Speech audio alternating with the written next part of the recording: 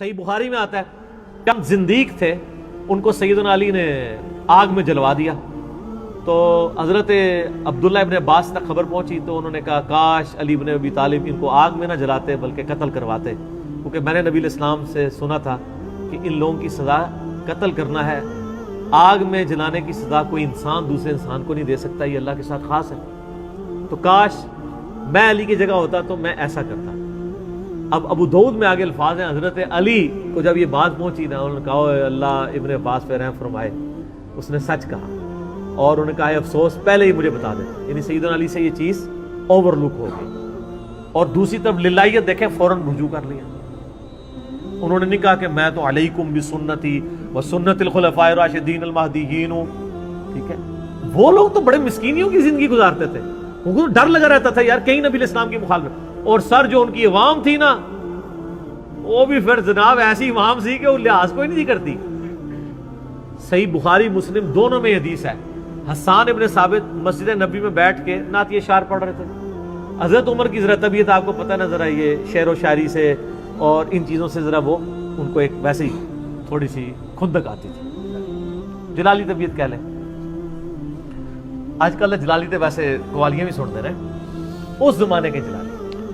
تو وہ کھڑے ہو گئے، انہوں نے حسان ابن ثابت کی طرف دیکھا، وہ بھی جناب پھر 24 کیرٹ سونا. انہوں نے کہا عمر اس طرح نہ میری طرف دیکھ، تجھ سے بہتر شخص مسجد میں ہوتا تھا، میں انہیں بھی اشعار سناتا تھا. ہائے ہائے ہائے ہائے، کسی شخص سے یہ کہنا کہ تو کیا ہے، تو سے بہتر بندے کو سناتا تھا، تو مجھے اس طرح دیکھ رہا ہے. تو اس کے بعد تو بندے کو ویسے ہی غصہ آ جاتا ہے. لیکن ان کو پتا تھا وہ ذکر کس کا کر رہے ہیں، نبی علیہ السلام کا. وہاں عمر کی کیا مجال تھی کہ وہ بول جاتے. تو انہوں نے کہا کہ اپنا گواہ لے کے آؤ. انہوں نے کہا یہ ابو ہریرہ بیٹھے ہیں، ان سے پوچھیں. ابو ہریرہ کہتے ہیں امیر المومنین، میں نے خود دیکھا ہے کہ نبی علیہ السلام حسان ابن ثابت کے لیے دعا کیا کرتے تھے، اللہ روح قدس کے ذریعے اس کی مدد فرما. اور آپ فرمایا کرتے تھے کہ کافروں پر ہمارے تیروں کا وہ اثر نہیں ہے جو حسان ابن ثابت کے اشعار کا ہے. کیونکہ اصل میں عربی لوگ جو ہے نا وہ لنگوسٹک کے بڑے ماہر تھے، ان کو تلوار کا ایسا اثر نہیں ہوتا تھا جیسا کہ جیسے آج کل کے زمانے میں آپ کسی سیاسی لیڈر کو جوتا مار دیں یا مکہ مار دیں وہ نہیں ہوتا، لیکن اگر کوئی اس کے بارے میں ایسا کوئی نعرہ ڈیوائس کر دینا وہ زیادہ تکلیف دہ ہوتا ہے. تو اس زمانے میں لوگ شعروں کے ذریعے جواب دیتے تھے. حتیٰ کہ آپ کو پتہ ہے حضرت عائشہ پہ تہمت لگانے والوں میں حسان ابن ثابت بھی شامل تھے. بدری صحابی بھی ہیں، مستاح وہ بھی شامل ہیں.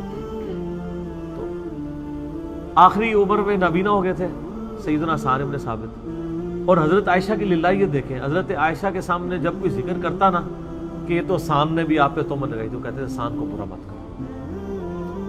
ہائے ہائے ہائے، کیونکہ جب نبی علیہ السلام کے اوپر اعتراض ہوتے تھے نا تو حسان ابن ثابت اپنے اشعار کے ذریعے نبی علیہ السلام کا دفاع کیا کرتے تھے کہ میرے نبی کی تو یہ شان ہے، یہ شان ہے، یہ شان ہے.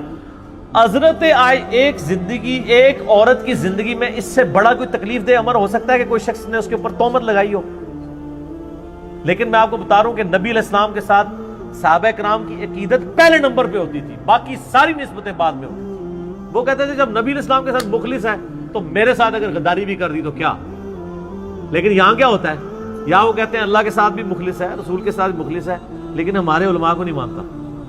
0 سے ملٹیپلائی دیکھا آپ نے فرق؟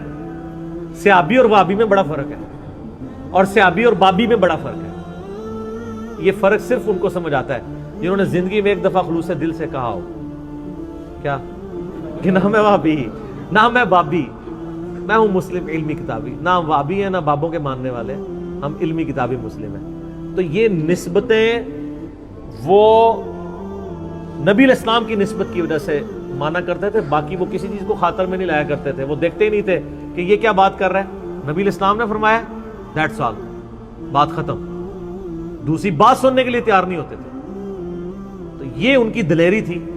اور آج دیکھیں پھر ہم ان کے نام لیتے ہیں تو ان کے لیے دعائیں کرتے ہیں، ان کی اچھائیاں یاد کرتے ہیں، لیکن یہ صرف ہم تقریریں کرتے ہیں، اپنے اوپر امپلیمنٹ نہیں کرتے. آپ کو میں اکثر یہ کہتا ہوں، حصول برکت کے لیے پھر عرض کر دیتا ہوں، اکثر سیدنا عمر کے بارے میں ایک واقعہ بیان کیا جاتا ہے کہ وہ جمعے کے خطبے میں حضرت سلمان فارسی نے کھڑے ہو کر کہا کہ آپ نے امیر المومنین آپ کی تقریر نہیں سنیں گے، پہلے بتائیے آپ نے اپنے کپڑے کہاں سے سلوائے ہیں, آپ کا تو قد لمبا ہے.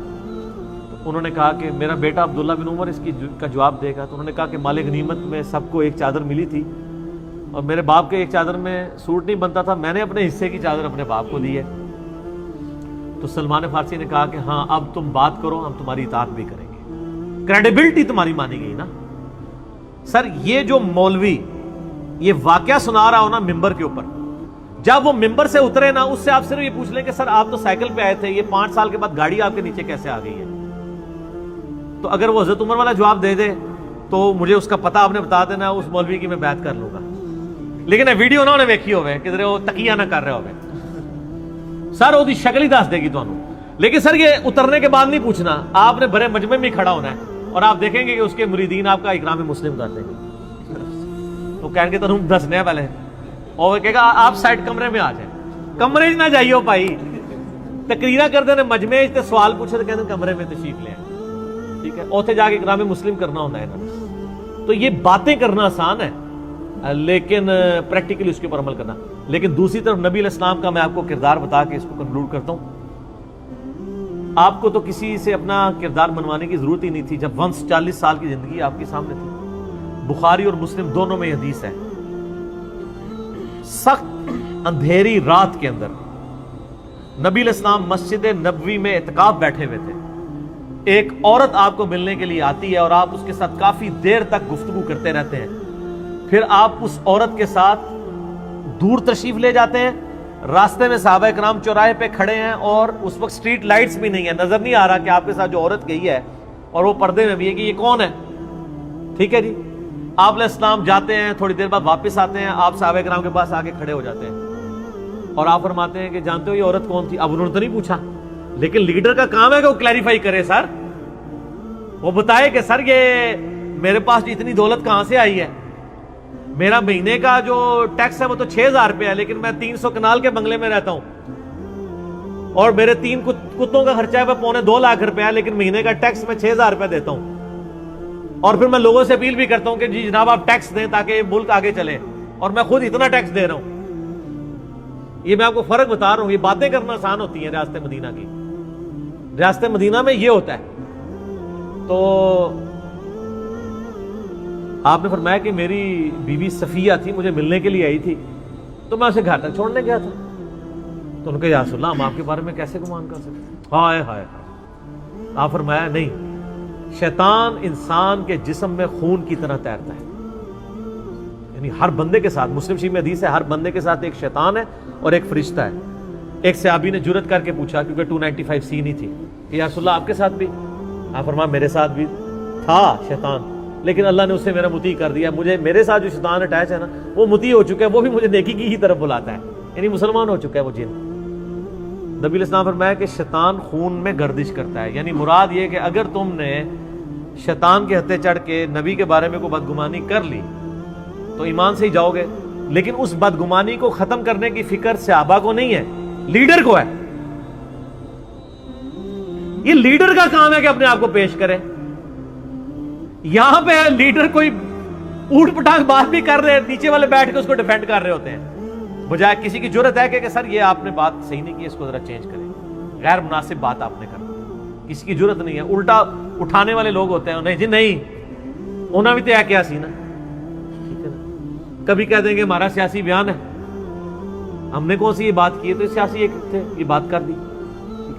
تو یہ بڑا مشکل کام ہے, کہنا آسان. اولی الامر منکم پھر اس طرح کے ہوتے ہیں سر, نبی علیہ السلام خلفائے راشدین جیسے جو اپنا آپ پیش کرتے ہیں لوگوں